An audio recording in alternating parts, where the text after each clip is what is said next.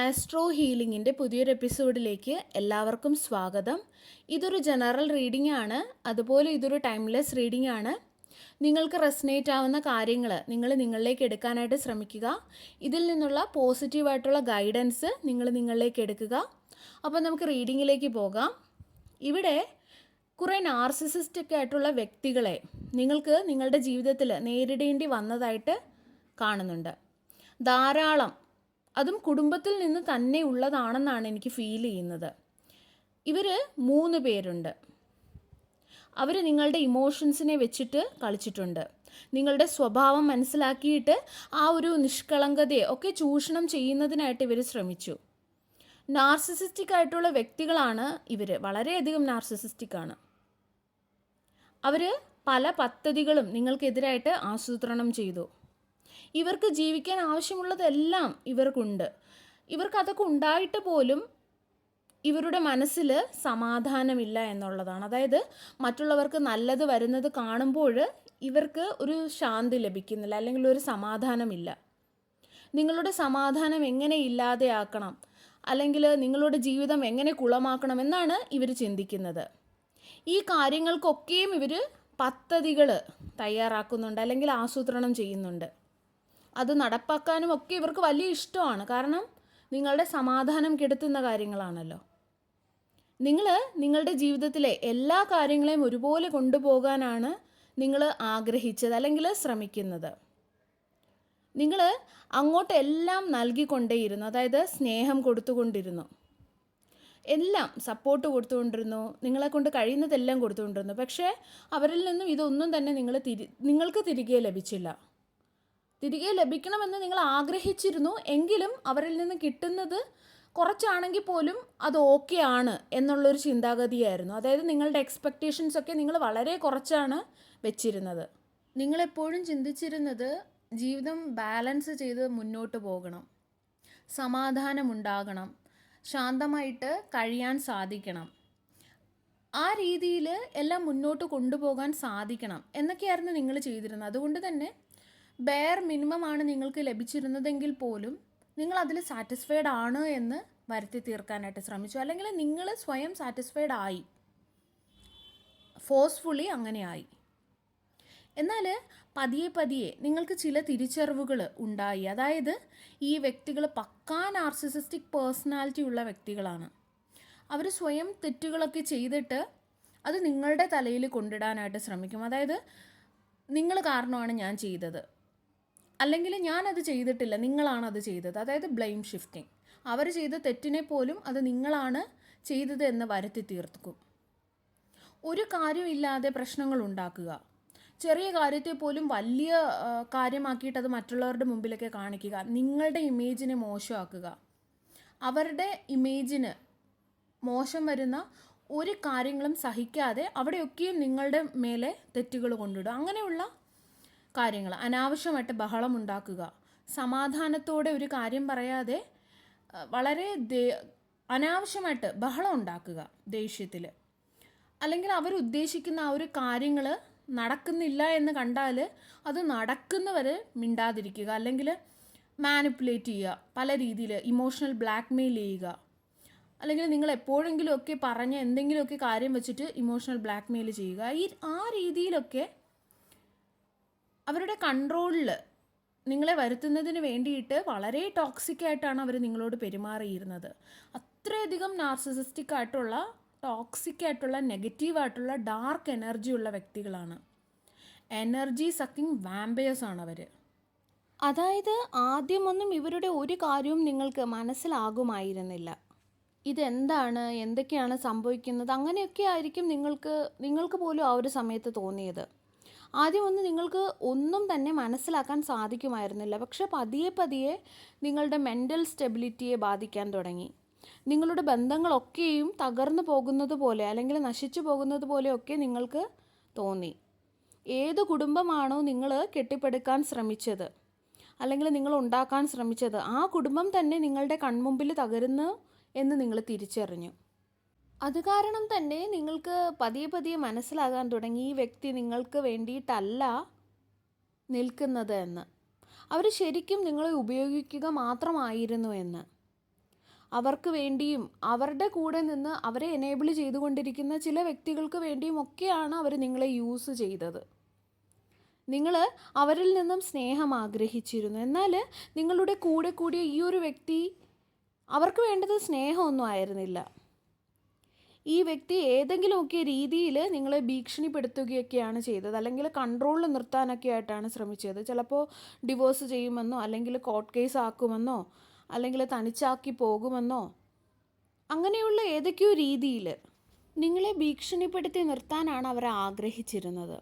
അവരുടെ കൺട്രോളിൽ വെക്കാനാണ് അവർ ആഗ്രഹിച്ചത്. ഇതൊന്നും തന്നെ സ്നേഹത്തിൽ നിന്നും ഉണ്ടായതുമല്ല.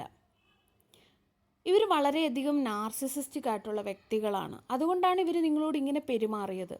കൂടാതെ ഇവരുടെ കുടുംബം തന്നെ ഇവർക്ക് സപ്പോർട്ടാണ്.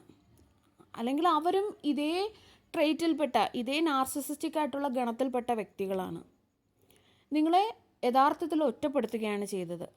അതുപോലെ പലപ്പോഴും നിങ്ങൾക്ക് മനസ്സിലാകാതിരുന്ന ഒരു കാര്യമെന്ന് പറയുന്നത്, ഞാൻ എങ്ങനെ ഈ ഒരു സാഹചര്യത്തെ അല്ലെങ്കിൽ ഈ വ്യക്തികളെയൊക്കെ കൈകാര്യം ചെയ്യും എന്നുള്ളതായിരുന്നു. ഞാൻ ഈ ഒരു ബന്ധത്തിൽ വന്നുപോയി, ഇനിയിപ്പോൾ അതിൽ മുന്നോട്ട് പോകണമോ അതും നിങ്ങൾക്കറിയില്ലായിരുന്നു. കാരണം നിങ്ങൾ വളരെയധികം ഇന്നസെൻ്റ് ആയിട്ടുള്ള വ്യക്തികളാണ്, വളരെയധികം നിഷ്കളങ്കരായിട്ടുള്ള വ്യക്തികളായിരുന്നു. നിങ്ങളുടെ മനസ്സിൽ യാതൊരുവിധ കപടതയോ അങ്ങനെ ഒന്നും തന്നെ ഉണ്ടായിരുന്നില്ല. അതുകൊണ്ട് തന്നെ നിങ്ങൾക്ക് കോർട്ട് കേസ് എന്താണെന്നോ, തനിച്ചായാൽ പോയാൽ എന്താകുമെന്നോ, അങ്ങനെയുള്ളൊരവസ്ഥയോ ഒന്നും തന്നെ നിങ്ങൾക്ക് അറിയില്ലായിരുന്നു. അല്ലെങ്കിൽ ഞാനിപ്പോൾ ഒരു ബന്ധത്തിൽ വന്നു, അതിൽ മാക്സിമം അഡ്ജസ്റ്റ് ചെയ്ത് നിൽക്കണം, അതിൽ മുന്നോട്ട് പോകണം, ബന്ധം നിലനിർത്തണം, എത്ര ടോക്സിക് ആയാലും നിൽക്കണം, എങ്ങനെയെങ്കിലും അഡ്ജസ്റ്റ് ചെയ്യണം, ഞാൻ ഒറ്റയ്ക്കായി പോയാൽ എന്ത് ചെയ്യും, അങ്ങനെയൊക്കെ ഉള്ളൊരു ചിന്തയായിരുന്നു. അല്ലെങ്കിൽ അവരുമൊത്ത് ഇരുന്ന് സംസാരിക്കണം, ഒരു പരിഹാരമുണ്ടാക്കണം, എങ്ങനെയും ഈ ഒരു ബന്ധങ്ങൾ നല്ല രീതിയിൽ കൊണ്ടുപോകണം എന്നൊക്കെയായിരുന്നു നിങ്ങളുടെ ചിന്ത. പക്ഷേ നിങ്ങൾക്ക് ചുറ്റും നിന്നിരുന്ന ഈ ഒരു വ്യക്തിയുടെ സ്വഭാവം, അല്ലെങ്കിൽ വ്യക്തികളുടെ സ്വഭാവം എന്ന് പറയുന്നത് വളരെ ഡാർക്കാണ്, അല്ലെങ്കിൽ വളരെ നാർസിസിസ്റ്റിക് ആയിട്ടുള്ള വ്യക്തികളാണ്. ഇങ്ങനെയുള്ള വ്യക്തികളാകുമ്പോൾ അവരൊരിക്കലും നിങ്ങൾ പറയുന്നത് അവർ കേൾക്കില്ല, അല്ലെങ്കിൽ അവർക്ക് മനസ്സിലാക്കാൻ പോലും അവർ ശ്രമിക്കില്ല എന്നുള്ളതാണ് സത്യം. അവരൊരിക്കലും മനസ്സിലാക്കുകയില്ല. അവരെ ഇതൊന്നും ബാധിക്കുന്നില്ല എന്നുള്ളതാണ് യഥാർത്ഥം. അവരെ സംബന്ധിച്ചിടത്തോളം അവർ വിചാരിക്കുന്ന രീതിയിൽ കാര്യങ്ങൾ നടക്കണം, അല്ലെങ്കിൽ നിങ്ങളുടെ ജീവിതത്തിൽ എന്ത് നടക്കണമെന്ന് അവർ വിചാരിക്കും, അതേ രീതിയിൽ മുന്നോട്ട് പോകണം, അവരുടെ കൺട്രോളിലായിരിക്കണം, അത്രയേ ഉള്ളൂ. അല്ലാതെ ഈ ഒരു ബന്ധത്തിൽ വരുന്ന ബുദ്ധിമുട്ടുകളോ, അല്ലെങ്കിൽ ഇവർ കാരണം ഉണ്ടാകുന്ന ബുദ്ധിമുട്ടുകളോ, അല്ലെങ്കിൽ അങ്ങനെയൊന്നും അവരെ ബാധിക്കുന്നില്ല. അവരുടെ കാര്യം നടക്കണം, അതിനു വേണ്ടിയിട്ട് അവരെ എന്തും ചെയ്യും, ആ ഒരു രീതിയാണ്. അല്ലാതെ ആ ഒരു ബന്ധത്തെ നേരെയാക്കണമെന്നോ, അല്ലെങ്കിൽ നിങ്ങൾക്കിടയിൽ പ്രശ്നം ഉണ്ടാകാൻ പാടില്ല എന്നോ, ഇത് ചിലപ്പോൾ നിങ്ങളുടെ പാർട്ട്ണർ മാത്രമായിരിക്കണമെന്നില്ല, ആര് വേണമെങ്കിലും ആവാം. അപ്പോൾ അങ്ങനെയുള്ള വ്യക്തികളാണിവർ. അവരുടെ കൺട്രോളിലെല്ലാം പോകണം, അവർ വിചാരിക്കുന്ന രീതിയിൽ കാര്യങ്ങളെല്ലാം നടക്കണം. അത് നടത്തുന്നതിന് വേണ്ടിയിട്ട് അവർ ഏതറ്റം വരെയും പോകും, ഏത് തന്ത്രവും അതിന് വേണ്ടിയിട്ട് അവർ പ്രയോഗിക്കും. അതിനു വേണ്ടിയിട്ട് അവർ വേണമെങ്കിൽ നെഗറ്റീവായിട്ടുള്ള ക്രിയകളോ കർമ്മങ്ങളോ പോലും ചെയ്യും. അതിനു വേണ്ടിയിട്ട് നിങ്ങളെക്കുറിച്ച് മോശമായിട്ട് പറഞ്ഞു പരത്തും. അവരുടെ കൺട്രോളിൽ നിങ്ങൾ നിൽക്കുന്നില്ല എന്ന് കാണുമ്പോൾ അവർ പിന്നെ മറ്റുള്ളവർ നിങ്ങളെ എങ്ങനെ കാണണം എന്നുള്ളത് അവർ തീരുമാനിക്കും. അതായത് നിങ്ങളെക്കുറിച്ച് മാക്സിമം ഗോസിപ്സ് പറഞ്ഞ് പരത്തുക, എല്ലാവരോടും നിങ്ങളെക്കുറിച്ച് മോശമായിട്ടുള്ള കാര്യങ്ങൾ പറഞ്ഞു പരത്തുക, അവർ വിക്ടിം ചമഞ്ഞിട്ട് നിങ്ങളാണ് ആ ഒരു വില്ലൻ എന്ന് പറഞ്ഞു പരത്തുക. നിങ്ങൾ കണ്ടിട്ടില്ലാത്ത, അല്ലെങ്കിൽ നിങ്ങൾ കേട്ടിട്ടില്ലാത്ത, നിങ്ങൾക്ക് അറിയുക പോലും ഇല്ലാത്ത കാര്യങ്ങൾ നിങ്ങൾ പറഞ്ഞു എന്ന് പറഞ്ഞു പരത്തും. അല്ലെങ്കിൽ അവർ ചെയ്ത കാര്യങ്ങൾ പോലും നിങ്ങളുടെ മേലെ കൊണ്ടിടാൻ നോക്കും. അതായത് അങ്ങനെയുള്ള ഏത് നമ്പറും അവർ പ്രയോഗിക്കും. കാരണം ഇപ്പോൾ നിങ്ങൾ അവരുടെ കൺട്രോളിലല്ല. ആ ഒരു സമയത്ത് അവർ ചിന്തിക്കുന്നത്, അങ്ങനെയാണെങ്കിൽ എൻ്റെ കൺട്രോളിൽ നിൽക്കേണ്ട, മറ്റുള്ളവർ നിന്നെ എങ്ങനെ കാണണമെന്നുള്ളത് ഞാൻ ഇനി തീരുമാനിക്കും എന്നുള്ളൊരു ചിന്തയാണ് അവർക്കുള്ളത്. അത്രയധികം വൈരാഗ്യ ബുദ്ധിയുള്ള, അത്രയധികം ഈഗോയിസ്റ്റിക് ആയിട്ടുള്ള ചില വ്യക്തികളാണ്. ഇങ്ങനെയുള്ള വ്യക്തികളുടെ കൂടെ ഒരിക്കലും ജീവിക്കാൻ പറ്റില്ല. ഇൻ കേസ് ജീവിക്കുകയാണെങ്കിൽ പോലും ഒരു സമാധാനം ലഭിക്കില്ല. ഇങ്ങനെയുള്ള വ്യക്തികളെയൊക്കെ മാക്സിമം അവോയ്ഡ് ചെയ്യുക.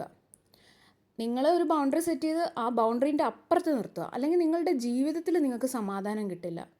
ഇതിന് നിങ്ങൾ എന്ത് ക്രിയകൾ ചെയ്തിട്ടും അങ്ങനെയൊന്നും അല്ല നിങ്ങൾ ചെയ്യേണ്ടത്. നിങ്ങൾ ബുദ്ധിപരമായിട്ട് കാര്യങ്ങൾ ചെയ്യുക, അത് വേണം നിങ്ങൾ ചെയ്യാനുള്ളത്. നിങ്ങൾക്ക് ഒഴിവാക്കാൻ പറ്റാത്ത ആളുകളാണെങ്കിൽ പോലും നിങ്ങളൊരു ബൗണ്ടറി സെറ്റ് ചെയ്തിട്ട് അവിടെ വെക്കുക. അവർ പല തന്ത്രങ്ങൾ നിങ്ങളുടെ അടുത്ത് പ്രയോഗിച്ചെന്നിരിക്കും, നിങ്ങളെ പ്രൊവോക്ക് ചെയ്യാൻ ശ്രമിച്ചെന്നിരിക്കും. പക്ഷേ നിങ്ങൾ റിയാക്ഷൻ കൊടുക്കാതിരിക്കുക. അതോടെ അവർക്ക് ബോറാവും.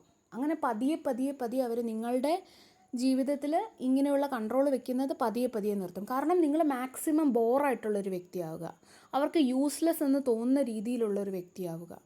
എന്നാൽ നിങ്ങൾ അവർക്ക് യൂസ്ലെസ് എന്ന് തോന്നുക, പക്ഷേ നിങ്ങൾ നിങ്ങളുടേതായ രീതിയിൽ ഉയരുക. നിങ്ങളുടെ ഫിനാൻഷ്യൽ കാര്യങ്ങൾ അതെല്ലാം നിങ്ങൾ സീക്രട്ടാക്കി വെക്കുക. ഇങ്ങനെയുള്ള വ്യക്തികളോട് ജീവിക്കുമ്പോൾ അതേ പറ്റുകയുള്ളൂ. അല്ലെങ്കിൽ അവർ നിങ്ങളെ യൂസ് ചെയ്തുകൊണ്ടേയിരിക്കുകയുള്ളൂ. നിങ്ങൾ എത്രയധികം സ്നേഹം അങ്ങോട്ട് കൊടുത്താലും അതൊന്നും കിട്ടാനും പോകുന്നില്ല. ഇതൊരു പാർട്ട്ണറിൻ്റെ കാര്യം മാത്രമല്ല പറയുന്നത്. ഇൻലോസ് ആകാം, അല്ലെങ്കിൽ വർക്ക് പ്ലേസിലുള്ള വ്യക്തികളാകാം, ആര് വേണമെങ്കിലും ആവാം. നിങ്ങളുടെ ആ ഒരു എമ്പത്തറ്റിക് ആയിട്ടുള്ള ആ ഒരു സ്വഭാവം, നിങ്ങളുടെ ദയയൊക്കെ അവർ നന്നായിട്ട് മിസ്യൂസ് ചെയ്തു. അതൊക്കെ നിങ്ങളുടെ ബലഹീനതയാണ് എന്നാണ് അവർ കരുതിയത്. അതൊക്കെ ചിന്തിച്ചിട്ടാണ് അവർ ഇത്രത്തോളം നിങ്ങളോട് കാണിച്ചു കൂട്ടിയതും. കാരണം ഇവർക്ക് ബാക്ക് സപ്പോർട്ട് നന്നായിട്ടുണ്ട്. ചിലപ്പോൾ ഇവരെ പോലെ തന്നെയുള്ള വ്യക്തികളായിരിക്കാം, അല്ലാന്നുണ്ടെങ്കിൽ ഇവരുടെ ഫാമിലി ആയിരിക്കാം.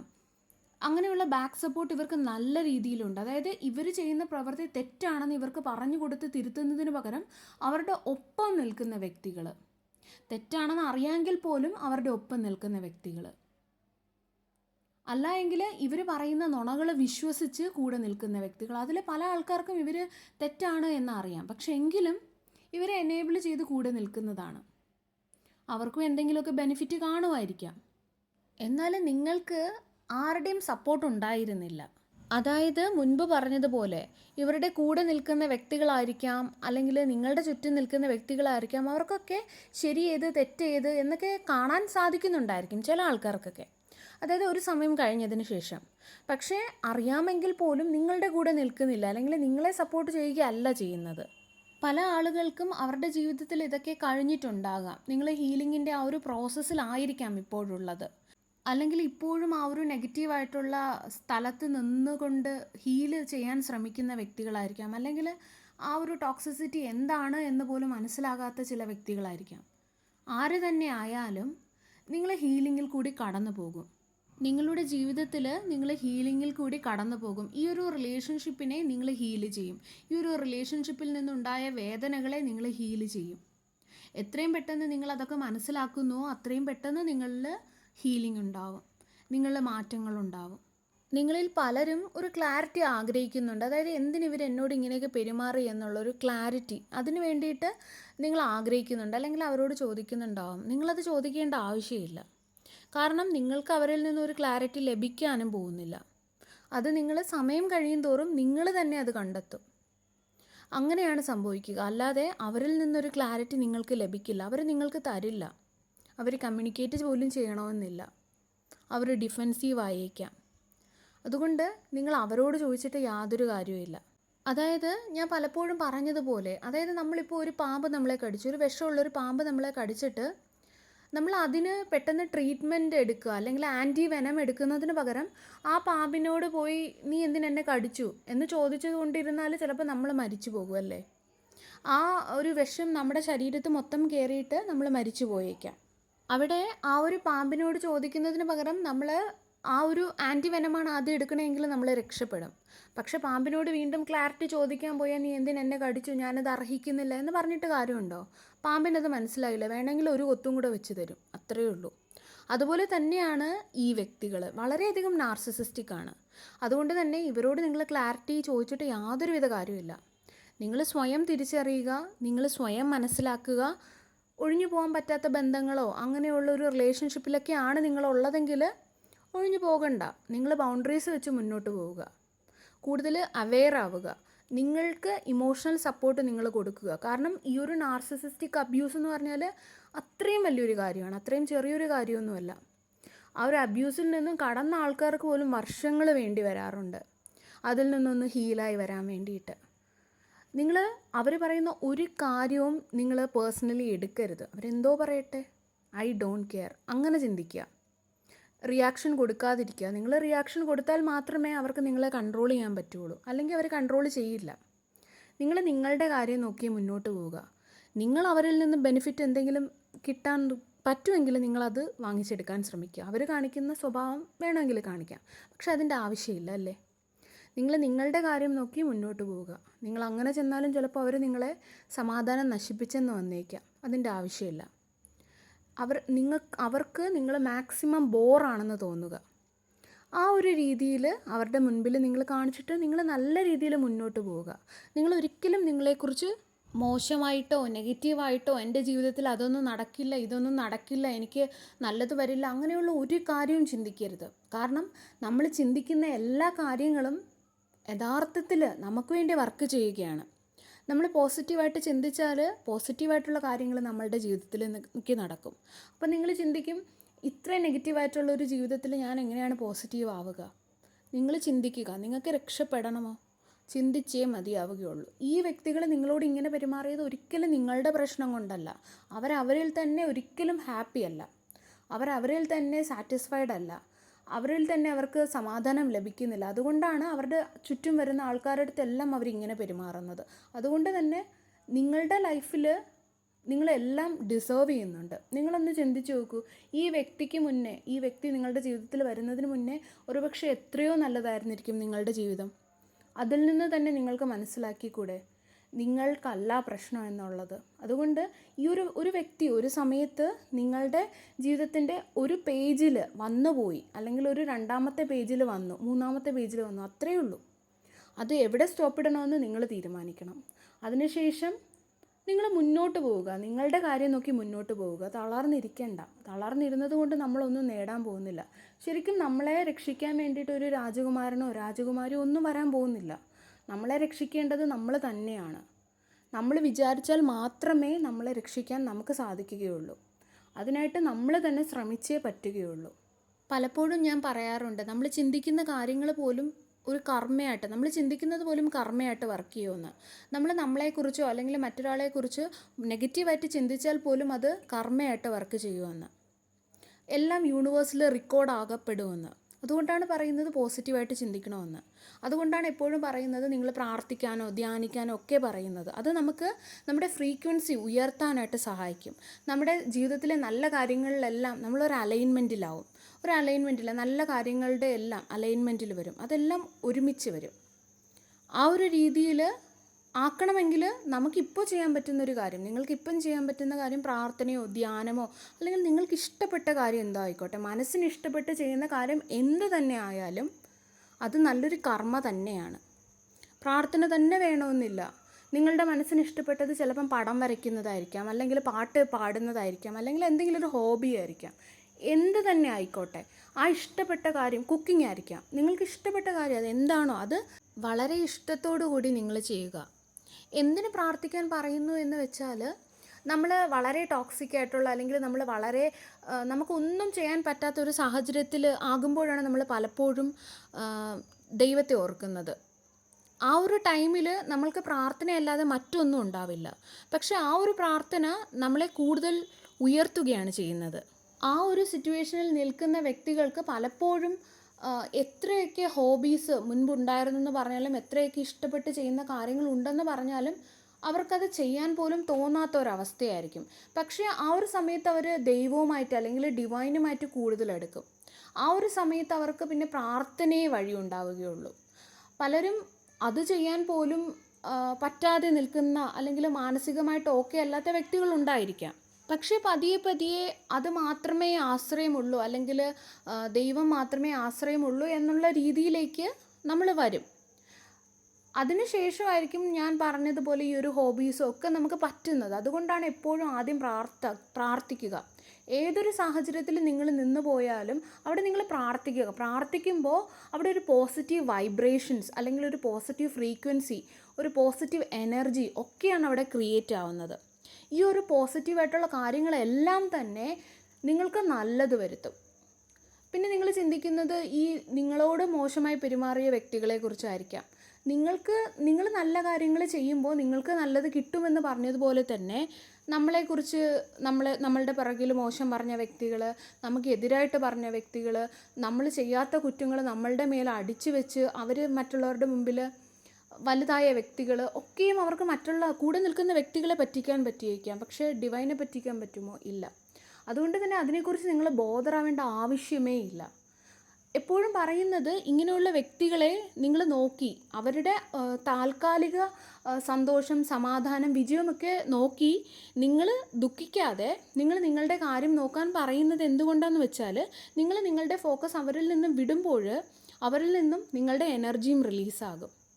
ആ ഒരു സമയത്തായിരിക്കും അവർക്ക് തിരിച്ചടികൾ കിട്ടാൻ തുടങ്ങുന്നത്. അതുകൊണ്ടാണ് അവർക്ക് തിരിച്ചടി കിട്ടണമെന്നോ അവരുടെ ജീവിതത്തിൽ മോശം സംഭവിക്കണോ ഒന്നും തന്നെ നിങ്ങൾ ആഗ്രഹിക്കേണ്ട ആവശ്യമില്ല. പക്ഷെ തീർച്ചയായിട്ടും അത് കിട്ടും. കാരണം കർമ്മ അങ്ങനെയാണ്. നമ്മൾ ചെയ്യുന്നൊരു പ്രവൃത്തി അത് നമ്മളെ തന്നെ തിരിച്ചു വരും. അതാണ് നിയമം. ഇതൊരു പണിഷ്മെൻ്റ് ഒന്നുമല്ല, ഇതൊരു എന്താ പറയുക, ഒരു ശിക്ഷയൊന്നുമല്ല. ഇത് യൂണിവേഴ്സിൻ്റെ ഒരു നിയമമാണ്. നമ്മൾ ചെയ്യുന്നത് എന്താണോ അത് നമുക്ക് തന്നെ തിരിച്ചു വരും എന്നുള്ളത്. ഭാഗ്യമുണ്ടെങ്കിൽ നിങ്ങൾക്കത് കാണാൻ സാധിക്കും. അത് കാണണമെന്നുമില്ല. നിങ്ങൾ നിങ്ങളുടെ കാര്യം നോക്കി മുന്നോട്ട് പോവുക. നമ്മൾ ഈ ഒരു ഭൂമിയിലേക്ക് വന്നത് നമ്മളുടെ പല ദൗത്യങ്ങൾക്കായിരിക്കാം. ആ ഒരു ദൗത്യങ്ങളുടെ ഇടയിൽ നമ്മൾ കാണുന്ന ചില വ്യക്തികളായിരിക്കാം ഇവരെല്ലാം.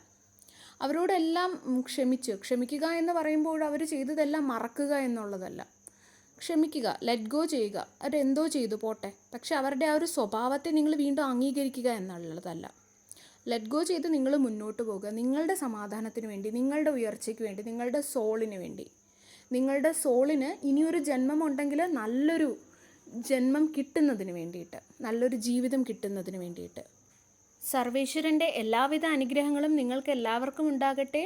വീണ്ടും ഒരു വീഡിയോയുമായി നമുക്ക് വീണ്ടും കാണാം. നന്ദി.